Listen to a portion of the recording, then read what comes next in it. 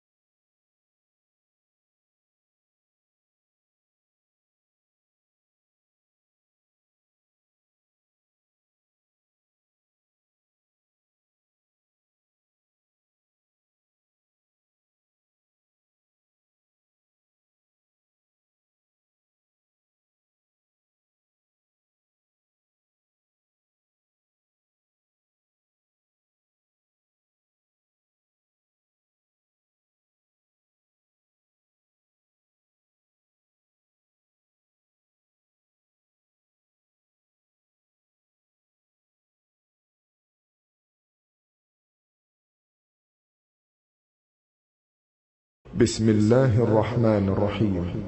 الحمد لله رب العالمين الرحمن الرحيم مالك يوم الدين إياك نعبد وإياك نستعين اهدنا الصراط المستقيم صراط الذين أنعمت عليهم غير المغضوب عليهم ولا الضالين.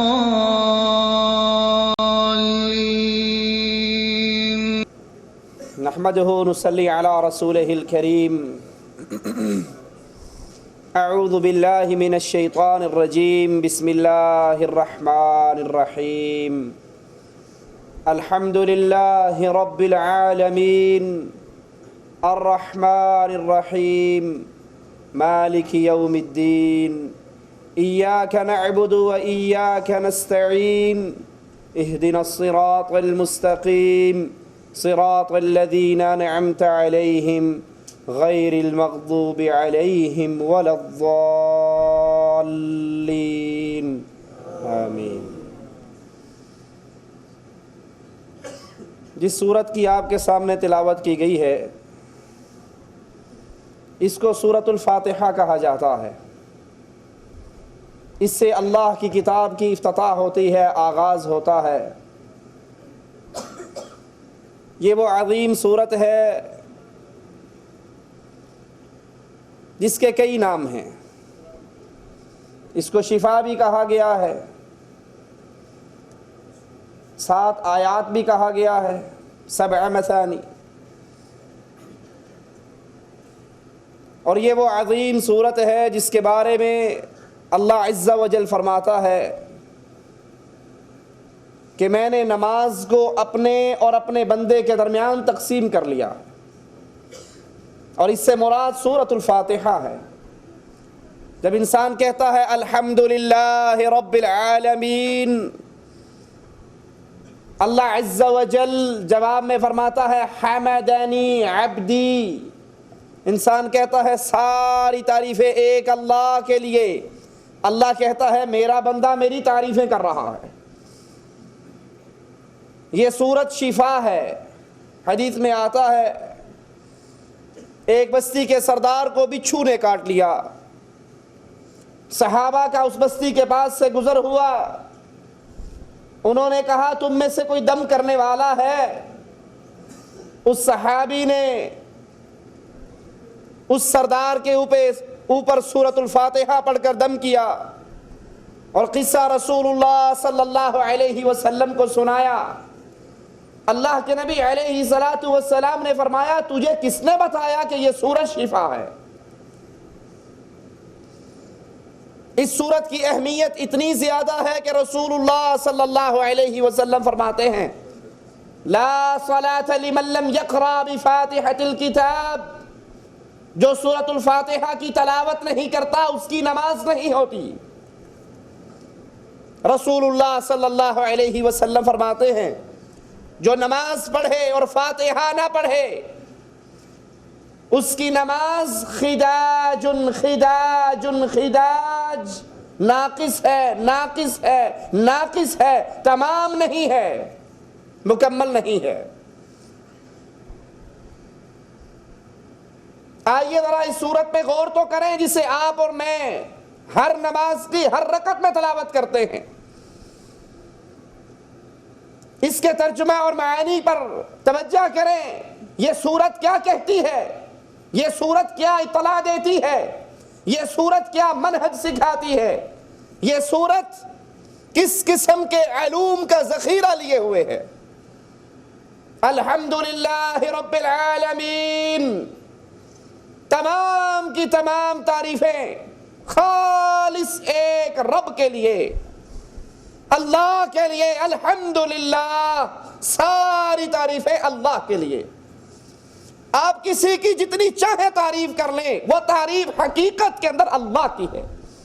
مثال کے طور پہ رسول اللہ صلی اللہ علیہ وسلم کی تعریف کی جاتی ہے، اللہ کے نبی بڑے حسین تھے، آپ کا چہرہ بڑا خوبصورت تھا، آپ کا پسینہ دنیا کی خوشبوؤں سے زیادہ خوشبودار تھا۔ جتنی بھی تعریف رسول اللہ صلی اللہ علیہ وسلم کی جائے، آپ کے حسن کی جائے، صحابی کہتا ہے دنیا کی کسی آنکھ نے رسول اللہ صلی اللہ علیہ وسلم سے زیادہ پیارا اور حسین نہیں دیکھا۔ وہ دیکھے کیسے؟ اللہ نے محمد سے پیارا کوئی پیدا نہیں کیا صلی اللہ علیہ وسلم۔ یہ اللہ کے نبی کی تعریف، لیکن حقیقت میں یہ تعریف کس کی ہے؟ جس نے محمد کو پیدا کیا صلی اللہ علیہ وسلم۔ کوئی پھول کی تعریف کرے، کوئی سورج کی تعریف کرے، کوئی جہان کی تعریف کرے، کوئی پہاڑوں دریاؤں سمندروں کی تعریف کرے، مالک کہتے ہیں الحمدللہ رب العالمین۔ تم جہاں میں جس کی بھی تعریف کرتے ہو وہ حقیقت میں تعریف تو ایک عرش والے اللہ کی ہے، کیونکہ ہر چیز کا خالق کون ہے؟ اور وہ اللہ کیسا ہے؟ الحمدللہ رب العالمین، وہ رب ہے العالمین، سارے جہانوں کا، انسانوں کا جہان، درندوں کا جہان، پرندوں کا جہان، جنات کا جہان، فرشتوں کا جہان، پانی کی مخلوق کا جہان، خشکی کی مخلوق کا جہان، فضا کی مخلوق کا جہان، سارے جہانوں کا رب کون؟ اللہ عز و جل۔ وہ رب ہے۔ رب کسے کہتے ہیں؟ پالنے والے کو، کھلانے والے کو، پالنہار کو، پروردگار کو، لجپال کو۔ اب رب کون ہو سکتا ہے جسے یہ پتا ہو؟ کھلا کون سکتا ہے جسے یہ پتا ہو مجھ سے کھانے والے کتنے ہیں؟ دنیا میں انسان کتنے، جنات کتنے، درندے کتنے، پرندے کتنے، یہ سارا علم کس کو ہے؟ اللہ عز و جل کو۔ کھلا کون سکتا ہے؟ جس کو یہ علم ہو مجھ سے کھانے والے کتنے ہیں، کھلا وہ سکتا ہے جس نے جو کھلانا ہے وہ کسی سے مانگ کر دینا نہیں پڑتا، اس کے پاس پہلے ہی سارا کچھ موجود ہے۔ تو ہر چیز کے خزانوں کا مالک کون ہے؟ وَلِلَّهِ خَزَائِنُ السَّمَاوَاتِ وَالْأَرْضِ، زمین و آسمان کے ہر خزانے کا مالک ایک اللہ عز و جل۔ حدیث میں آتا ہے، مالک فرماتا ہے، یا ابن آدم یا معشر الجن والانس، اے انسانوں اور جنوں، لو اولکم و آخرکم انسکم و جنکم، تمہارے جن اور انسان پہلے اور آخری ایک میدان میں اکٹھے ہو کے اپنے اللہ سے مانگنا شروع کر دیں، جو جی میں آئے وہ مانگے، میں سب کو ان کی مانگ، ان کی ڈیمانڈ دیتا رہوں، پورا کرتا رہوں، میرے خزانے میں اتنی کمی نہیں آتی جتنی سوئی کو سمندر میں ڈال کے نکال لو۔ الحمدللہ رب العالمین، ساری تعریفوں کے لائق وہ اللہ جو سارے جہانوں کا رازق ہے، مالک ہے، خالق ہے، رب ہے، ان کو شفائیں دیتا ہے، ان کی بیماریاں دور کرتا ہے، ان پہ رحمت کرتا ہے، ان کی دعائیں سنتا ہے۔ وہ ہے کیسا؟ دوسرا سوال، وہ ہے کیسا؟ الرحمن الرحیم، نہایت رحم کرنے والا، بڑا ہی مہربان۔ اللہ سے بڑھ کر مہربان کوئی ہو نہیں سکتا۔ رسول اللہ صلی اللہ علیہ وسلم ایک عورت کو دیکھتے ہیں، حالت جنگ میں اس کا بچہ گم جاتا ہے اور وہ بچے کو تلاش کرتی پھرتی ہے۔ جب بچہ مل جاتا ہے اس کو اپنے چھاتی سے لگاتی ہے، پیار کرتی ہے، چومتی ہے۔ امام کائنات، امام اعظم، امام الانبیاء محمد الرسول اللہ صلی اللہ علیہ، میرے نبی کا نام آئے تو کہا کریں صلی اللہ علیہ وسلم، وگرنہ رسول اللہ صلی اللہ علیہ وسلم کی حدیث کو یاد کریں۔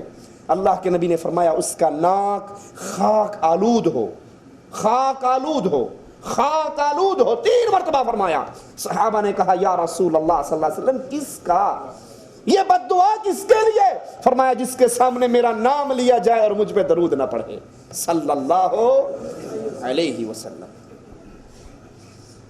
اللہ کے پیارے حبیب جناب محمد کریم صلی اللہ علیہ وسلم صحابہ سے کہتے ہیں کیا خیال ہے یہ ماں اپنے اس بچے کو آگ میں ڈال دے گی، جلا ڈالے گی؟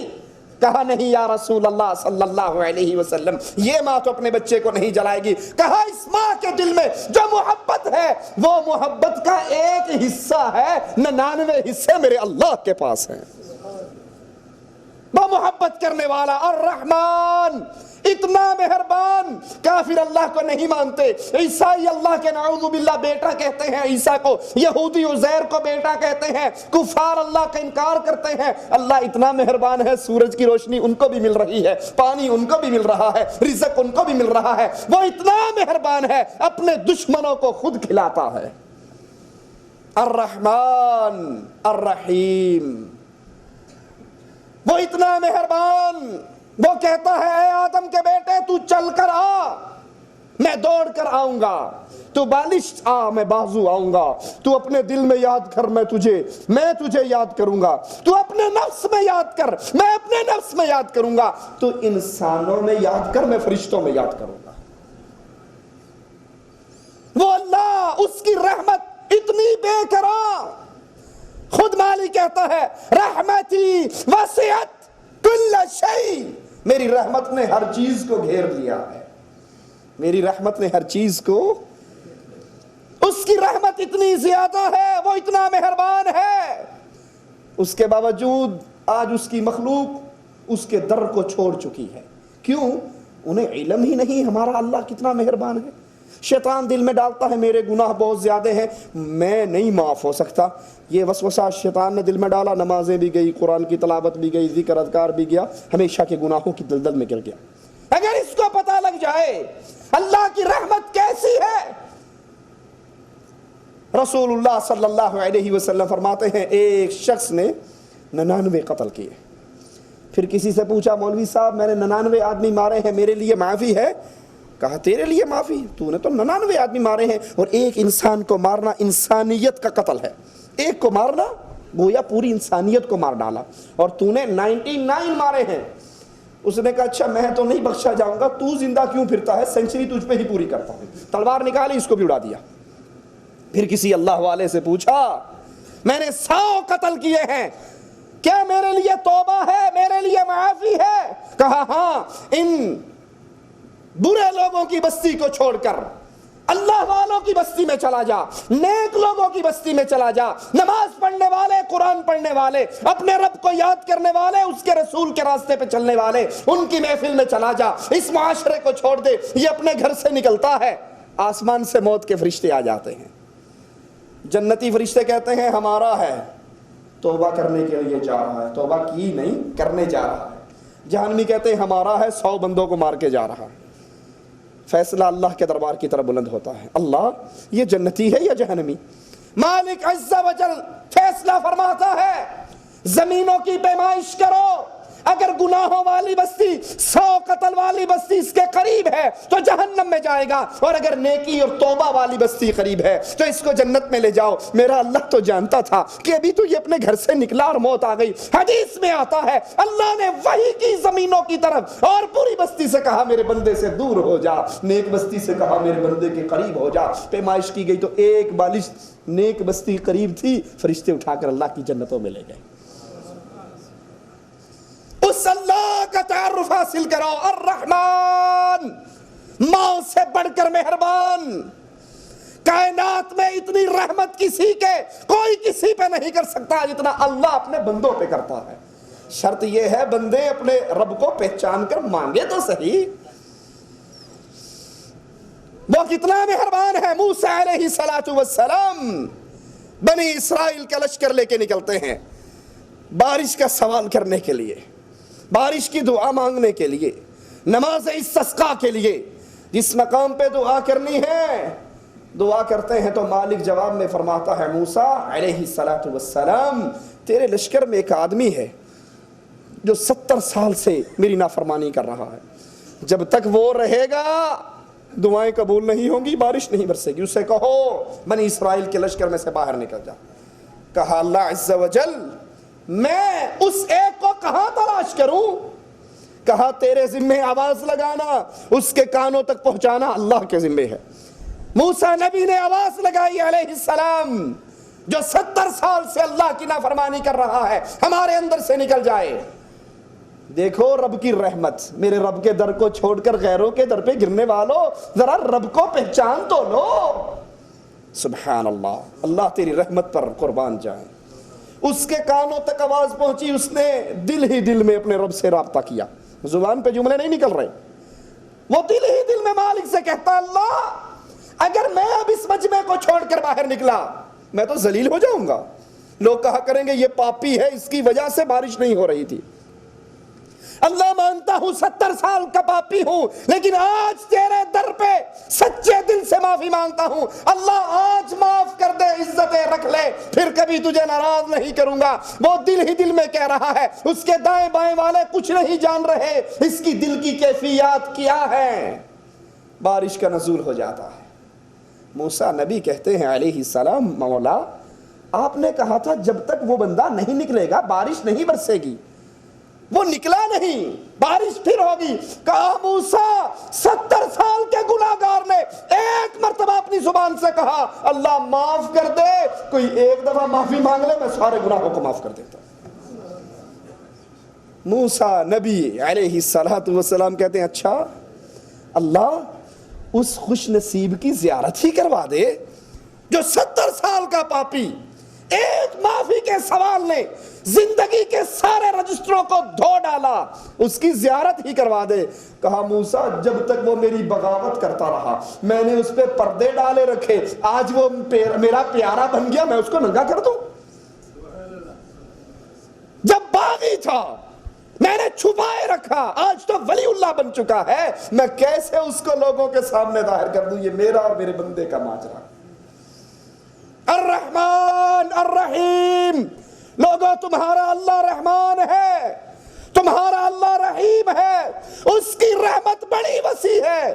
ضرورت ہے ایک مرتبہ اپنے رب کی طرف رجوع کر کے مزے تو چکھو، وہ کتنا مہربان ہے۔ رسول اللہ صلی اللہ علیہ وسلم فرماتے ہیں زانیہ اپنے دور کی گزر رہی ہے کنویں کے پاس سے، ایک کتے کو پیاسا دیکھتی ہے، وہ مٹی چاٹ رہا ہے، پیاس سے تڑپ رہا ہے، یہ بدکار فاحشہ گندی عورت اس کتے پہ رحم کرتی ہے، دوپٹے سے جوتی باندھ کے کنویں میں ڈال کے پانی نکال کے اس جانور کے سامنے رکھ دیتی ہے، وہ جانور پیتا ہے، دم ہلاتا ہوا چلتا ہے۔ مالک وقت کے نبی پہ وحی کرتا ہے، اے نبی اس زانیہ کو بلا کر سنا دو، اس فاجرہ کو بتا دو تیرا یہ عمل تیرے رب کو اتنا پسند آیا ہے، تیری زندگی کے سارے گناہوں کو معاف کر دیا ہے۔ الرحمن الرحیم، وہ رحمان اور رحیم اللہ، وہ رحمان اور رحیم داتا، وہ رحمان اور رحیم مولا، وہ رحمان اور رحیم رب، اس کی رحمتیں ایسی ہیں۔ رسول اللہ صلی اللہ علیہ وسلم امام الانبیاء، امام اعظم، قائد اعظم، رہبر اعظم، میرے ماں باپ میرے نبی کی جوتیوں پہ قربان ہو جائیں۔ میرے آقا فرماتے ہیں لوگوں جب رات کا اندھیرا چھاتا ہے، مالک اپنی باہوں کو کھولتا ہے جیسے اس کی شان کو لائق ہے، لیس کمثلہ شیء، اس کی تو مثال ہی نہیں۔ وہ اپنی باہیں کھول کے کہتا ہے دن کے اجالے میں گناہ کرنے والے رات کے اندھیرے میں معافی مانگ لے، دن کے سارے گناہوں کو معاف کر دوں گا۔ جب دن ہوتا ہے مالک پھر اپنی باہیں کھولتا ہے، کہتا رات کے اندھیرے میں چھپ کر گناہ کرنے والے، ساری دنیا سے چھپ گیا تھا، مجھ سے تو نہیں چھپا تھا نا، میں تو دیکھ رہا تھا، دن کے اجالے میں معافی مانگ لے، رات کے سارے گناہوں کو معاف کر دوں گا۔ وہ اللہ اتنا رحمان، رسول اللہ صلی اللہ علیہ وسلم فرماتے ہیں رات کا آخری پہر آتا ہے، مالک عز و جل اپنے عرش معلی سے آسمان دنیا پہ نزول فرماتا ہے جیسے اس کی شان، اس کی قدر، اس کی جلالت کو لائق ہے، اور پھر آواز لگاتا ہے کوئی معافی مانگنے والا، گناہوں سے معافی مانگ لے میں اس کے گناہوں کو معاف کر دوں، ہے کوئی بیمار شفا مانگ لے میں اس کو شفا دے دوں، ہے کوئی سوالی سوال کر لے میں جھولیوں کو بھر دوں۔ وہ مالک اتنا رحمان ہے، بندہ نیکی کا ارادہ کر کے سو جائے کہ رات کو تہجد پڑھوں گا، پڑھی نہیں، نیکی کا ارادہ کر لے، میرا اللہ کہتا ہے میرے بندے نے نیکی کا ارادہ کیا ہے، ارادے پر نیکی عطا کر دو۔ وہ پڑھ لیتا ہے، مالک کہتا ہے اب اس نے پڑھ لی، ایک نہ لکھنا 10 لکھ دینا، جس کے لیے چاہتا ہے 10 سے 700 گنا، اور جہاں تک چاہتا ہے بڑھا دیتا ہے۔ رسول اللہ صلی اللہ علیہ وسلم فرماتے ہیں قیامت کے دن ایک شخص آئے گا، اس کی نیکیوں کے پلڑے میں کھجوروں کا بہت بڑا ڈھیر ہوگا، وہ کہے گا اللہ اتنی کھجوریں میں نہیں ونڈی، یہ کہاں سے آ گئی، میں نے تو اتنی کھجوریں کبھی دی نہیں، دیکھی نہیں۔ مالک عز و جل فرمائے گا بندے تو نے آدھی کھجور مجھے راضی کرنے کے لیے، خالص میری رضا کے لیے، دکھلاوا ریاکاری نمود و نمائش مقصود نہیں تھی، مجھے راضی کرنے کے لیے فلاں دن ایک فقیر کو دی تھی، کہا ہاں اللہ وہ آدھی کھجور تو یاد ہے، کہا میں اس آدھی کھجور کی پرورش کرتا رہا اور یہ سارا ڈھیر انہی کھجوروں کا۔ وہ اتنا رحمان اور رحیم ہے، دنیا کے اندر رحمان، آخرت میں اہل ایمان کے لیے رحیم، اس کی رحمتیں بے بہا، آؤ دوڑو اس کی رحمت کی طرف، راضی کرو اس اللہ کو۔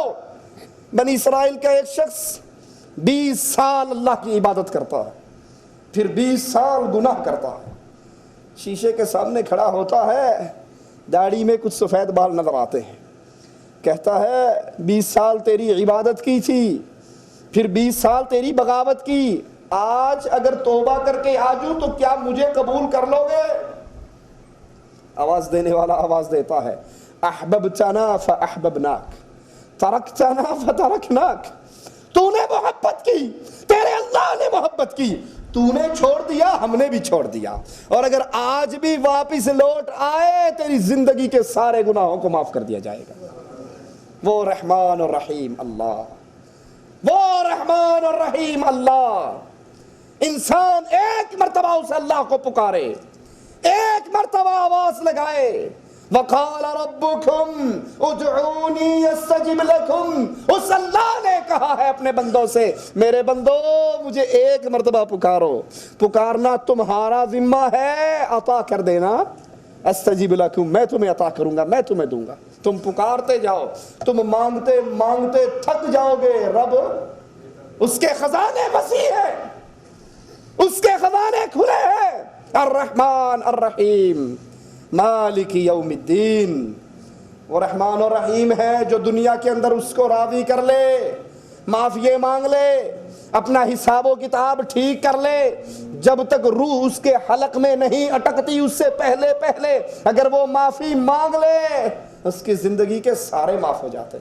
اور اگر نہیں تو پھر یاد رکھنا مالک یوم الدین، اللہ مالک ہے بدلے کے دن کا. اللہ کی عدالت کو نہ بھولو، قیامت کو نہ بھولو. وہ مالک ہے قیامت کے دن کا، بدلے کے دن کا. کیسا مالک ہے؟ وہ عدل کرے تو تھر تھر کانپیں اونچی شانوں والے، وہ رحمت کرے تو بخشے جائے مجھ جیسے منہ کھا لے. اس کے عدل کا عالم کیا ہے؟ رسول اللہ صلی اللہ علیہ وسلم فرماتے ہیں ایک شخص آئے گا قیامت کے دن، اس کی نیکیوں کے انبار ہوں گے، اس کے ساتھ ساتھ ذرا حدیث رسول کو سننا، کچھ لوگوں نے اس کا دامن پکڑا ہوا ہوگا. اللہ اس نے مارا تھا، اس نے غیبت کی تھی، اس نے چوری کی تھی، اس نے چغلی کی تھی، اس نے تہمت لگائی تھی، اس نے الزام لگایا تھا. مالک کہے گا دے ان کو بدلا. اس نے حق مارا تھا. گریبانوں میں جھانکو ذرا، ہم اپنی بہنوں کا حق نہیں مارتے. باپ مرنے سے پہلے ساری زمین بیٹوں کے نام کر دیتا ہے. تے تیاں نے کسے اور گھر جان گیا، یہ زمین تو اپنی ماں کی کھوک سے لے کر آیا تھا، یہ کس نے دی ہے؟ جب یہ اللہ نے دی ہے تو بہنوں بیٹیوں کا حق کس نے رکھا ہے؟ اللہ عز و جل نے.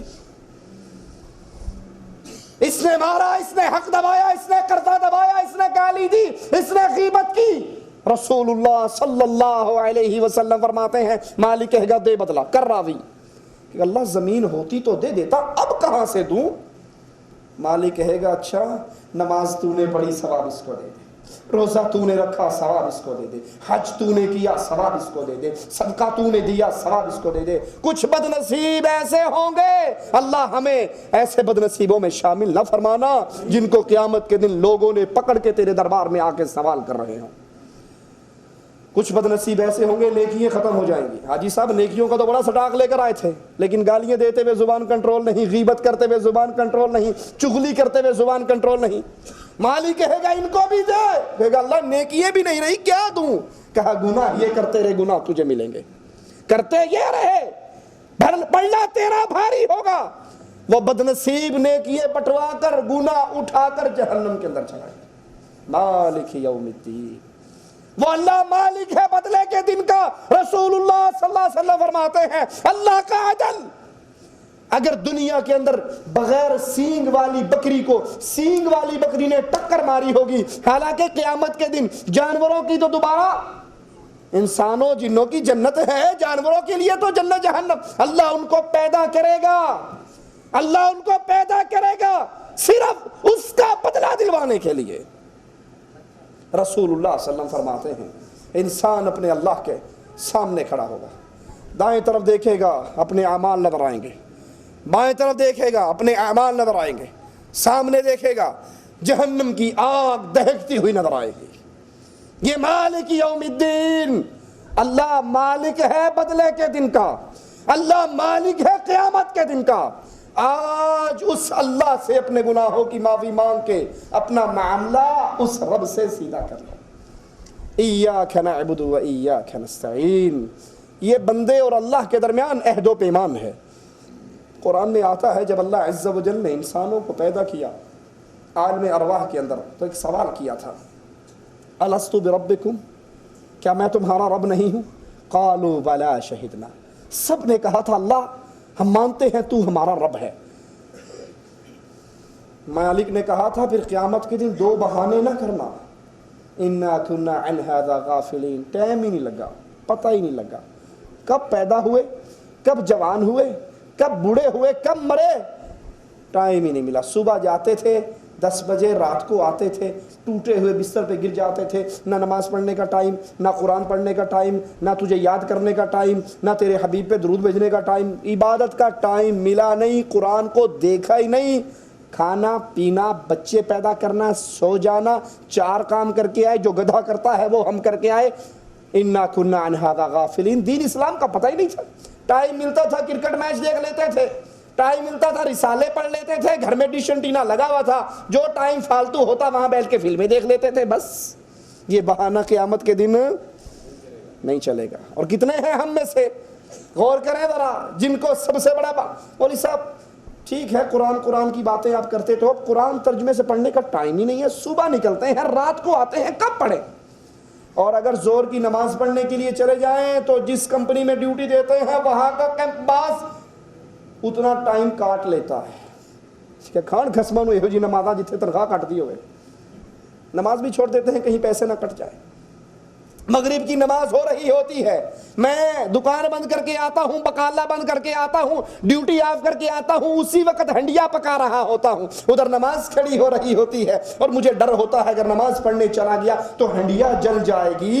یہ ڈر نہیں ہوتا اگر نماز چھوٹ گئی تو قیامت والے دن جہنم میں یہ چمڑی بھی جل جائے گی، اس کے جلنے کا ڈر نہیں. انا کنا عن ھذا غافلین. ہمیں تو پتہ ہی نہیں تھا قرآن و حدیث کا. دوسرا بہانہ وجدنا علیہ آباءنا. جو ماں باپ نے کیا وہی ہم نے کیا، ہم نے تو دین کو سیکھا ہی نہیں، ماں باپ کے پیچھے چلتے رہے.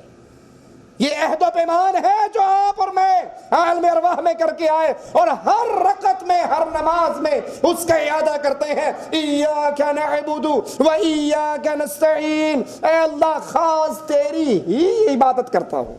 الفاظوں پہ غور کرنا، خاص تیری ہی عبادت کرتا ہوں.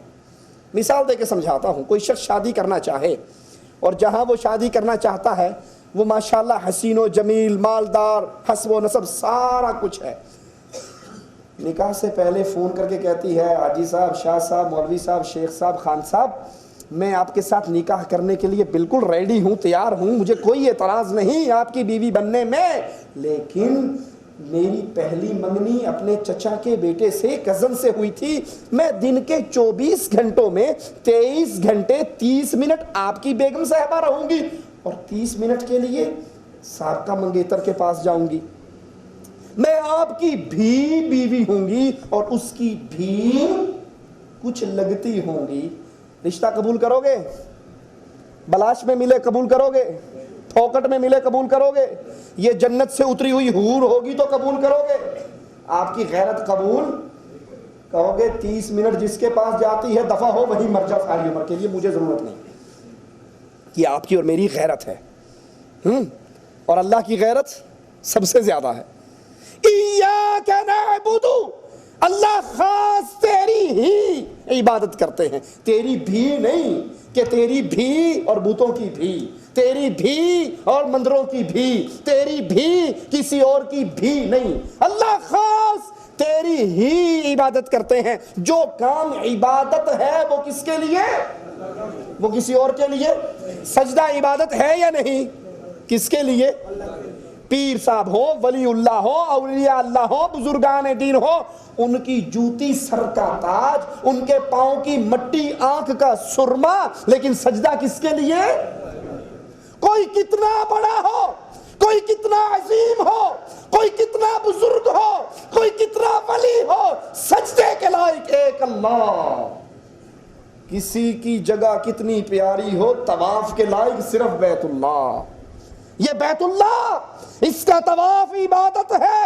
اب یہ غیر اللہ کی قبروں کا، مندروں کا، مورتیوں کا، بتوں کا طواف نہیں ہو سکتا.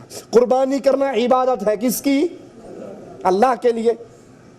اب یہ قربانی جو اللہ نام کی ہو رہی ہے غیر اللہ کے نام پہ، ایران کے اندر پانی پینے کی وہ سبیل لگی بھی ہوتی، اس پہ لکھا ہوتا ہے بنو شیخ بنان حسین، پانی پینے والے حسین کے نام پر پانی پیو. پانی پینے سے پہلے رسول اللہ صلی اللہ علیہ وسلم نے کیا سکھایا؟ کہو بسم اللہ. کس کے نام کا؟ ایاک نعبد.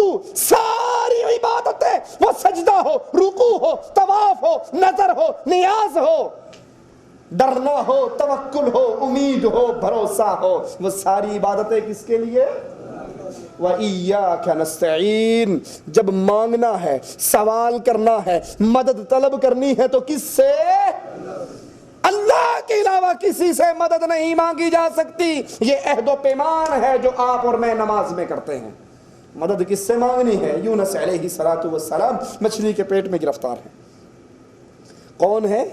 اللہ کے نبی، وقت کے پیغمبر. اور کیا کہتے ہیں؟ لا الہ الا انت سبحانک انی کنت من الظالمین. اللہ تیرے علاوہ اس مشکل سے میری مشکل کشائی کرنے والا کوئی اور لا الہ الا انت، کوئی مشکل کشا نہیں سوائے تیرے. غلطی مجھ سے ہوئی، تو پاک ہے. مالک نے کہا اگر یونس علیہ السلام مچھلی کے پیٹ میں مجھے یاد نہ کرتے، مجھے نہ پکارتے، میرا ذکر نہ کرتے، لوگ قیامت کے دن قبروں سے نکلتے، یونس مچھلی کے پیٹ سے نکلتا علیہ السلام. ایاک نستعین، اللہ مدد کی ضرورت ہوگی، حاجت روائی، مشکل کشائی کرواؤں گا تو صرف تجھ سے، پکاروں گا تجھے، مانگوں گا تجھ سے، کیونکہ میرے آقا، میرے امام، میرے قائد، میرے نبی محمد کریم صلی اللہ علیہ وسلم کو ضرورت پڑی. بدر کا میدان تھا، 313 مقابلہ 1000 سے، 313 بے سر و سامانی کے اندر. تلوار ہے، روکنے کی ڈھال نہیں ہے، تیر ہے، چھوڑنے کی کمان نہیں ہے، اور مقابلہ اسلحے سے لیس. ابو بکر صدیق یار غار مصطفیٰ صلی اللہ علیہ وسلم فرماتے ہیں میرے رسول نے قبلے کی طرف منہ کیا، اللہ کے سامنے 2 رکعتیں پڑھی، سجدے میں گرے، اتنا روئے، اتنا مانگے، نبی کی چادر جو کندھے پہ پڑی ہوئی وہ بھی گر گئی، اور رو رہے ہیں، اللہ کو راضی کر رہے ہیں، اللہ سے مدد مانگ رہے ہیں. رسول اللہ کی پیشانی کائنات میں، مخلوقات میں سب سے زیادہ پیارا چہرہ محمد الرسول اللہ کا. لیکن آج میرے آقا کا چہرہ مٹی میں اپنے اللہ کو راضی کر رہا ہے، خاک پہ رگا ہوا ہے اور اپنے رب کو پکار رہا ہے، مدد مانگ رہا ہے. صدیق اکبر کہتے ہیں اللہ کے نبی اپنے سر مبارک کو اٹھائیے، مجھے امید ہے اللہ نے آپ کی ساری دعائیں قبول کر لی، مدد آ رہی ہے. ایاک نستعین، مدد کس سے مانگنی؟ اولاد نہیں ہے کس سے مانگنی؟ رزق کم ہے کس سے مانگنا؟ مشکل ہے کس سے مانگنا؟ شفا لینی ہے کس کو پکارنا؟ ایاک نستعین. باقی سارے اللہ کے در کے مانگتے ہیں، اللہ کے در کے سوالی ہیں، اللہ کے در کے سوالی اور مددگار پکارنے والے ہیں. اور مدد کرنے والا وہ کہتا ہے یا ایھا الناس، اے لوگو، انتم الفقراء الی اللہ، تم سارے منگتے ہو، تم ساروں کو عطا کرنے والا کون؟ اللہ. یہ سبق ہے، یاد کر لو. ایاک نعبد، ہم عبادت خالص اللہ ہی کی کرتے ہیں، سجدہ اللہ کے لیے غیر کو نہیں، رکوع اللہ کے لیے غیر کو نہیں، قیام اللہ کے لیے غیر کو نہیں، طواف بیت اللہ کا اب غیر کے لیے نہیں، قربانی اللہ کے لیے غیر کو نہیں ہو سکتی. مدد اللہ سے مانگنی ہے، غیر سے نہیں مانگنی. اس کے بعد پھر اللہ عز و جل اپنے بندے کو سکھاتا ہے مانگ اپنے اللہ سے، مانگ اپنے اللہ سے. کیا؟ اہدنا الصراط المستقیم، اے اللہ ہمیں سیدھے راستے پہ سیدھا راستہ دکھا. اہدنا، اس کے کئی معنی ہیں، ہمیں سیدھا راستہ دکھا، ہمیں سیدھے راستے پہ چلا، ہمیں سیدھے راستے پہ استقامت عطا فرما. اہدنا، اللہ ہمیں چلا، ہمیں دکھا، ہمیں قائم اور دائم رکھ. صراط المستقیم، سیدھا راستہ. سیدھا راستہ کیا ہے؟ جو 2 نقطوں کے درمیان ایک لائن ہو، یہ سیدھی لائن ہے. رسول اللہ صلی اللہ علیہ وسلم مسجد نبوی کی کچی زمین پر بیٹھے ہوئے آپ نے سیدھی ایک لائن لگائی، پھر ادھر لائنیں لگائی اور ادھر لائنیں لگائی، فرمایا ھذا صراطی مستقیما. لوگوں، یہ جو سیدھی راستہ، سیدھی لائن، سیدھی سڑک میں نے کھینچ دی ہے، یہ میرا راستہ ہے، یہ محمد کریم صلی اللہ علیہ وسلم کا راستہ ہے. اور جو دائیں بائیں ٹیڑھی لائنیں ہیں یہ شیطان کی راہ ہے، یہ شیطان کے راستے ہیں. ہر راستے پہ شیطان بیٹھ کر پکار رہا ہے. سیدھے راستے پہ چلو، صراط المستقیم جو رسول اللہ صلی اللہ علیہ وسلم کا راستہ. ایک نقطہ دنیا ہے، دوسرا نقطہ جنت ہے. دنیا سے جنت میں جانے والی کوئی سڑک ہے تو وہ جس پر محمد کریم چل کر گئے صلی اللہ علیہ وسلم. اب جو محمد کے راستے کو چھوڑے گا وہ کتنا بڑا ہو، پیارا ہو، اچھا ہو، بزرگ ہو، جس نے محمد کے راستے کو چھوڑ دیا اس نے رب کی جنت کو چھوڑ دیا. جنت میں جانے کا ایک کلیہ، راستہ، ایک طریقہ، اور وہ طریقہ کیا ہے؟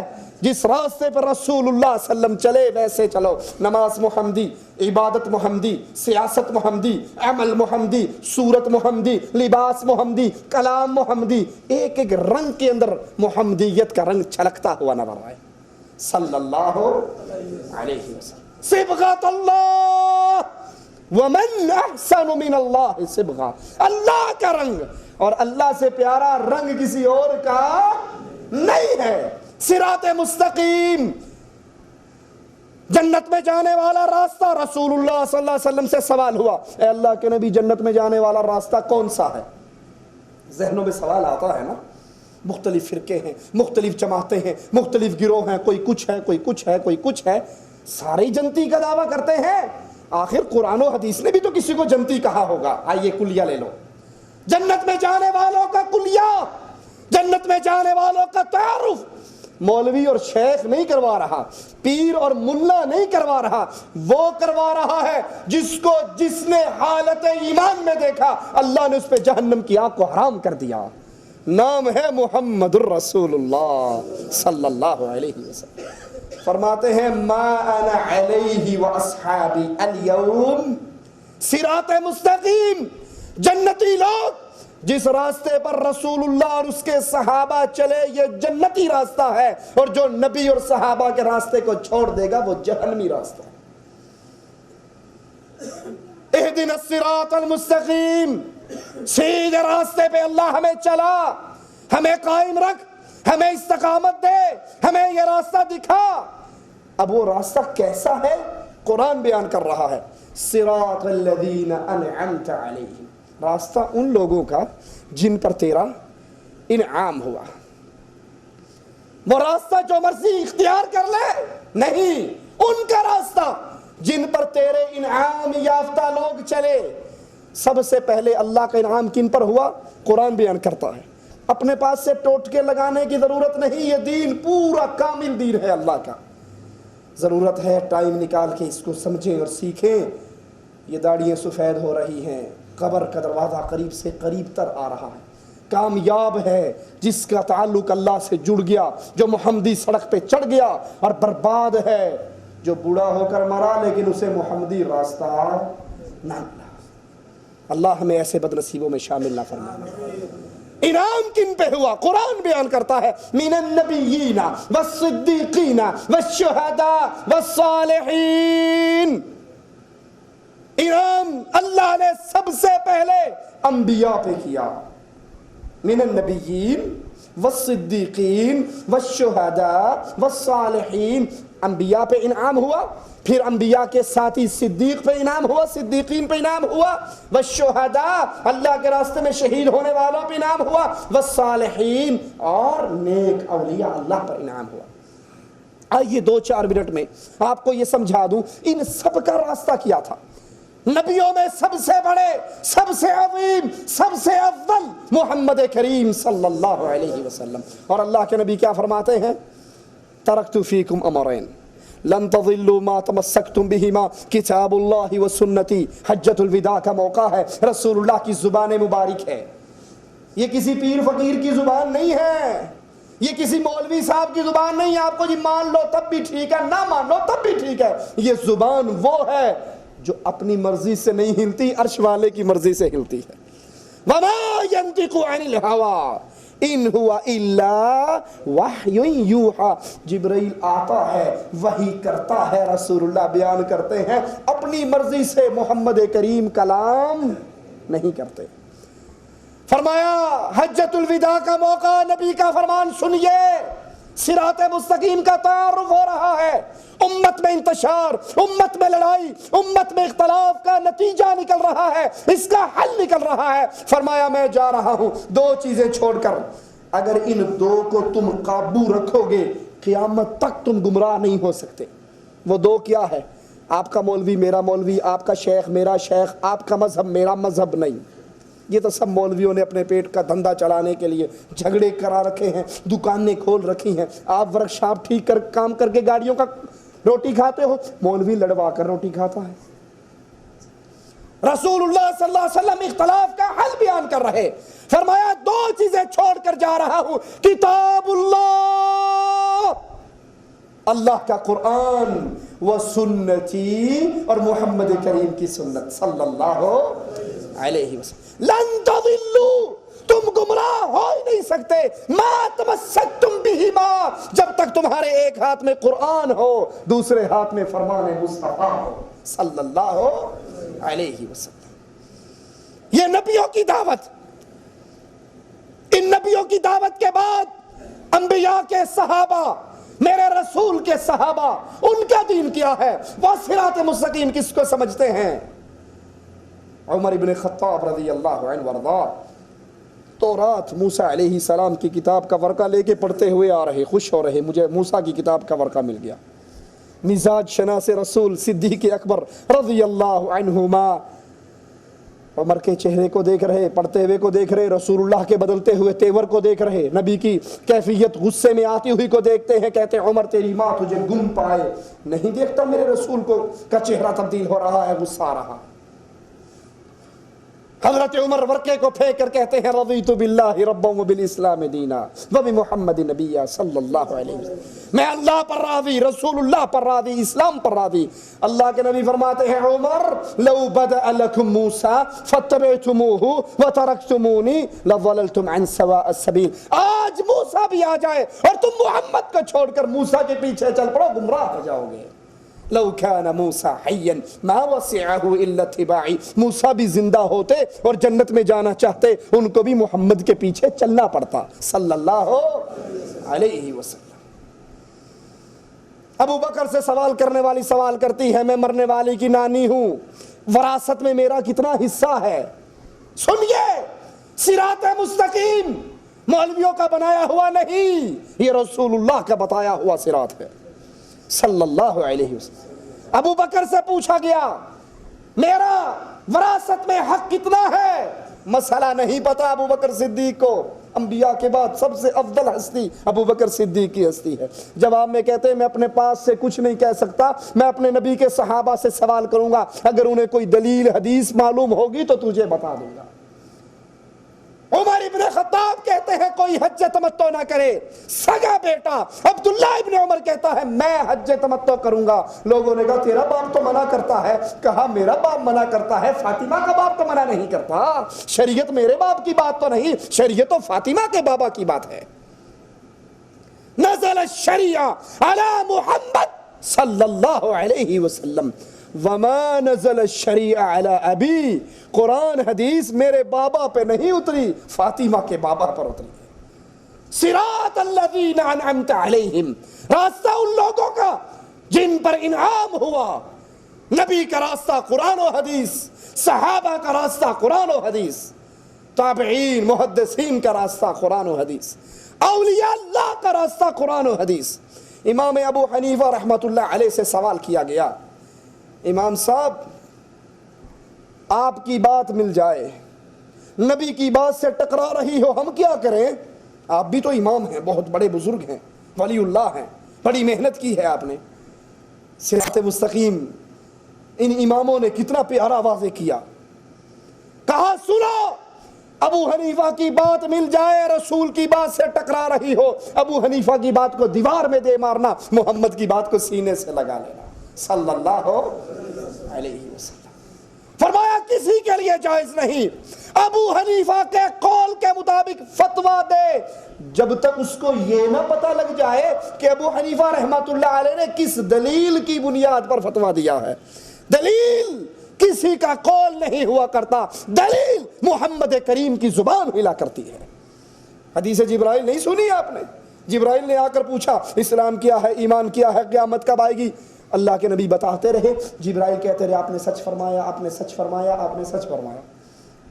چلے گئے، اللہ کے نبی نے پوچھا عمر ابن خطاب جانتے تھے یہ کون ہے؟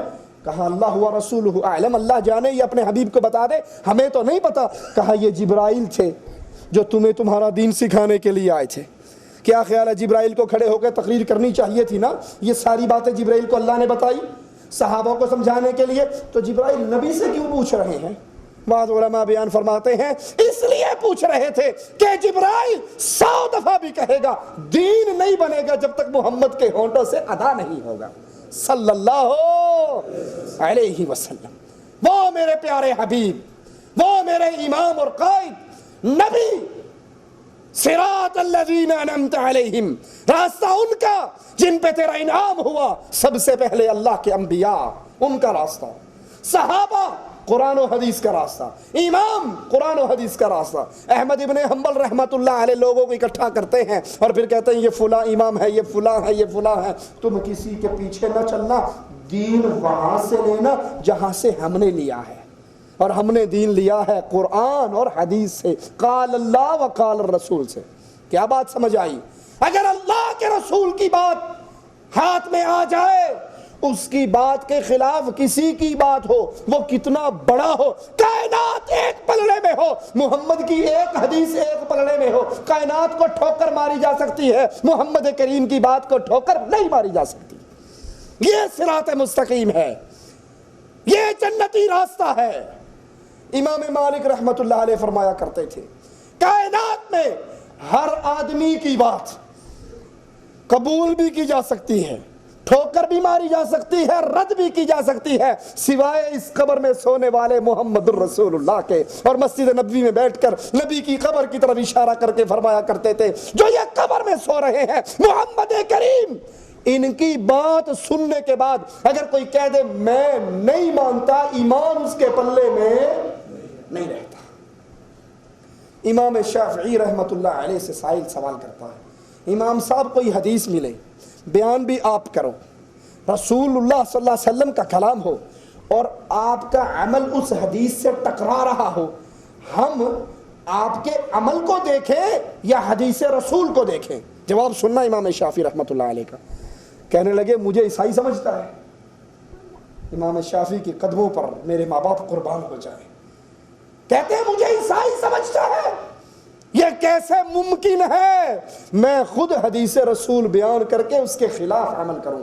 اور اگر کبھی تاریخ میں ایسا ہو جائے شافعی نے رسول کی حدیث بیان کی ہو، عمل اس کے خلاف کیا ہو، تو تم اعلان کر دینا شافعی کا دماغ خراب ہو گیا. یہ ائمہ، یہ اولیاء، یہ انبیاء، یہ صحابہ صراط مستقیم وعدے کر رہے ہیں، اور صراط مستقیم ایک اللہ کا قرآن اور ایک محمد کریم جان رحمت کا فرمان صلی اللہ علیہ وسلم. اس کے باہر جتنی باتیں ہیں غلط بھی ہو سکتی ہیں، ٹھیک بھی ہو سکتی ہیں. ٹھیک ہوگی اگر نبی کے پاس مہر لگوا کر آؤ گے، اور غلط ہوگی اگر اس میں رسول اللہ کی مہر نہیں ہوگی. صراط الذین انعمت علیہم، یہ ایک منہج دین سمجھنے کے لیے، نماز پڑھنی، روزہ رکھنا، حج کرنا، زکوٰۃ دینی، جہاد کرنا، طلاق دینی، نکاح کرنا، A to Z زندگی کے جتنے مسئلے ہیں اس میں پہلے نبوی منہج کو یاد کرو کہ منہج رسول کیا ہے، قرآن اور حدیث، قرآن اور حدیث. اب دوسرا منہج بھی سنیے، صراط الذین انعمت علیہم غیر المغضوب علیہم. اللہ ہمیں محمدی راستے پہ چلانا، صلی اللہ علیہ وسلم کے راستے پہ چلانا، اور ہمیں مغضوب جن پر تیرا غضب ہوا، جن پر تیری لعنتیں برسی، جن پہ تیرا عذاب ٹوٹا، ان کے راستے سے بچانا. وہ کون ہے؟ یہودی. مغضوب سے مراد کون ہے؟ یہودی. یہودیوں کا طریقہ کار کیا تھا ذرا غور کرنا. چند منٹوں کی بات اور بات ختم کرتا ہوں، لیکن یہاں آپ کو پورا اس کا خلاصہ دے رہا ہوں. یہودیوں کا منہج کیا تھا؟ یہودیوں کو علم تھا، عمل نہیں تھا. علم تھا، عمل. وہ جانتے تھے کہ رسول اللہ صلی اللہ علیہ وسلم اللہ کے سچے رسول ہیں، جانتے تھے. قرآن کی اپنی کتابوں کی آیات جانتے تھے، مانتے تھے قرآن سچا، مانتے تھے رسول سچا، مانتے تھے آخری شریعت سچی. جو علم ان تک پہنچ چکا تھا اس پہ عمل. ذرا اپنے گریبانوں میں نظر دوڑاؤ، کہیں یہ یہودیوں والی خصلت کلمہ پڑھنے والوں میں داخل تو نہیں ہو گئی؟ ہم کتنے ہیں جن کو پتا ہے جو نماز نہیں پڑھتا وہ کافر ہے، مسلمان؟ کیا خیال ہے؟ ہم پڑھتے ہیں سارے. اقرا کتابک، اپنی ڈائری پر خود نظر دوڑا لو. اپنے نامہ اعمال کو خود دیکھ لو. ہمیں پتا ہے رسول اللہ صلی اللہ علیہ وسلم نے شادی کیسے کی. نبی کی شادی پہ ڈھول بجے, نعوذ باللہ ثم نعوذ باللہ. نبی کی شادی پر چمٹے بجے, سیرے بندے. جو آپ کی اور میری شادیوں پر ہوتا ہے وہ محمدی شادی ہے یا نہیں؟ ایک رام چندر کی شادی اور ایک عبد الرحمن کی شادی میں کوئی فرق نہیں. یہاں بھی کنجریاں ناچتی ہیں, وہاں بھی کنجریاں ناچتی ہیں, یہاں بھی ڈھول ہیں, وہاں بھی ڈھول ہے, یہاں بھی چمٹے ہیں, وہاں بھی چمٹے ہیں, یہاں مہندی کی ابٹن کی رسمیں ہیں, وہاں مہندی ابٹن کی رسمیں ہیں, یا دلہا کی جوتی چرائی کی رسمیں ہیں. ہندو کے گھر میں بھی جوتی چرائی کی رسمیں ہیں. جتنی شادی پر ہندو رسمیں کرتا ہے, نماز پڑھنے والا عبد الرحمن اپنی شادی پہ وہ ساری بکواسات کرتا ہے. کیا تمہیں محمد کریم کی سنت کا علم نہیں ہے؟ موت ہوتی ہے, موت کے موقع پہ جو ہندو کرتا ہے وہ مسلمان کرتا ہے. یہ یہودیوں کا راستہ ہے. ان کو علم تھا, اس علم کے مطابق عمل. کتنے ہم میں سے بیٹھے ہیں جن کو پتا ہے کہ محمد کریم کا چہرہ داڑھی کے ساتھ سجا ہوا تھا, رسول اللہ نے زندگی بھر شیو نہیں کروائی, رسول اللہ صلی اللہ علیہ وسلم نے زندگی بھر داڑھی نہیں کٹوائی. صبح کو ڈیوٹی پر جانے سے پہلے جب شیو کرتے ہو, بلیڈ پھیرتے ہو, تمہیں نبی کی حدیث یاد نہیں آتی؟ اللہ کے لیے سوچو. یہ یہودیوں کا راستہ, غیر المغضوب علیہم. آپ اور میں نماز میں دعا کرتے ہیں, اللہ مغضوب جن پہ تیرا غضب ہوا ان کے راستے سے بچانا. ان کا راستہ کیا تھا؟ علم تھا, عمل نہیں تھا. تیسرا منہج, تیسرا گروہ, ولضالین, اللہ گمراہ لوگوں کے راستے سے بچانا. اور یہ گمراہ سے مراد کون ہے؟ عیسائی. گمراہ سے مراد کون ہے؟ عیسائی. عیسائیوں کا منہج کیا تھا؟ عمل بے بہا. عیسائیوں میں عمل بے بہا, علم پلے میں بالکل. عمل پہ عمل ہے, چلے پہ چلا ہے, دوڑ پہ دوڑ ہے, محنت پہ محنت ہے, ذکر ہو رہا ہے, راہبائیں بن رہی ہیں, سب کچھ ہو رہا ہے, لیکن عمل کرنے سے پہلے یہ نہیں سوچتے. یہ عمل روک کر ایک مرتبہ سوچے تو صحیح رسول اللہ کا طریقہ کار کیا ہے. وہ عمل کرتے تھے بغیر علم کے. یہودی علم رکھتے تھے, عمل نہیں کرتے تھے. اور محمدی منہج کیا ہے؟ پہلے علم حاصل کرو, اس کے بعد عمل کرو. اسی لیے رسول اللہ صلی اللہ علیہ وسلم نے فرمایا, صلو کما رأیتمونی اصلی, نماز ایسے پڑھو جیسے محمد کریم نے پڑھ کر دکھائی. خذوا عنی مناسککم, مجھ سے اپنے حج کرنے کے طریقے سیکھو. حج کرو رسول اللہ کے طریقے پہ, نماز پڑھو رسول اللہ کے طریقے پہ, زکوٰۃ دو, نکاح کرو, طلاق, زندگی کے ہر مسئلے میں آئیڈیل بناؤ رسول اللہ صلی اللہ علیہ وسلم کو. کوئی امام ہے, مدینے کے امام کو دیکھ لے. کوئی تاجر ہے, خدیجہ کے تاجر کو دیکھ لے. کوئی یتیم ہے, عبداللہ کے یتیم کو دیکھ لے. بیٹا ہے, آمنہ کے لال کو دیکھ لے. بھتیجا ہے ابو طالب کے بھتیجے کو دیکھ لے. پوتا ہے, عبد المطلب کے پوتے کو دیکھ لے. لیڈر ہے, قائد ہے, جرنیل ہے, بدر کے جرنیل کو دیکھ لے. فاتح ہے, مکے کے فاتح کو دیکھ لے. زندگی کے ایک ایک شعبے میں باپ ہے, فاطمہ کے باپ کو دیکھ لے. خامند ہے, عائشہ کے خامند کو دیکھ لے. زندگی کا کوئی شعبہ ایسا نہیں جس میں رسول اللہ صلی اللہ علیہ وسلم کی زندگی آپ کے اور میرے لیے مینارہ نور نہ بنی ہو. اللہ سے دعا ہے, اللہ ہمیں زندگی کا ایک ایک عمل رسول اللہ صلی اللہ علیہ وسلم کے طریقے پہ کرنے کی توفیق عطا فرمائے. زندہ رکھے, اس دین پہ رکھے جو دین اللہ نے محمد کریم پہ نازل فرمایا. موت دے اس راستے پہ دے جس راستے پہ رسول کا پسینہ گرا, ہمارا خون اس راستے پہ گرے جو دعوت توحید رسول اللہ صلی اللہ علیہ وسلم لے کر آئے. اس دعوت توحید کو دیتے ہوئے اللہ ہمیں اس حال میں موت دے, اس حال میں اپنے پاس بلائے. ہمارا اللہ ہم سے راضی ہو, ہم اپنے اللہ سے راضی ہوں. ادھر ہماری روح نکل رہی ہو, ادھر اللہ کی جنتیں ہمارے لیے کھل رہی ہوں, ادھر ہماری لاش قبر کی طرف چل رہی ہو اور ہم زبان حال سے پکار رہے ہوں. جیسے رسول اللہ صلی اللہ علیہ وسلم فرماتے ہیں, نیک شخص کی لاش قبر کی طرف چلتی ہے, وہ کہتا ہے جلدی کرو, جلدی کرو, جلدی کرو, جہاں مجھے لے کر جا رہے ہو وہ جنت کا باغ بن چکا ہے. اس کی آواز سوائے انسان اور جن کے سب سنتے ہیں. اللہ سے دعا ہے, اللہ ہمارا خاتمہ ایمان پہ فرمانا. اللہ ہماری ان نظروں نے دنیا کے اندر اپنے امام, اپنے قائد, اپنے رہبر, اپنے نبی, امام اعظم, قائد اعظم, رہبر اعظم محمد رسول اللہ کی زیارت نہیں کی. اللہ ہماری آنکھوں کو قیامت قیامت کے دن ہمارے نبی کی زیارت سے محروم نہ کرنا.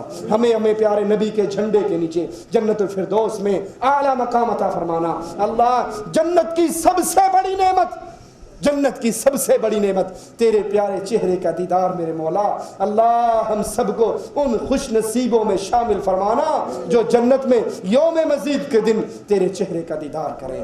اقول قولی ھذا واستغفر اللہ لی ولکم ولسائر المسلمین فاستغفروہ انہ هو الغفور الرحیم. السلام. سبحانك اللهم وبحمدك اشهد ان لا اله الا انت استغفرك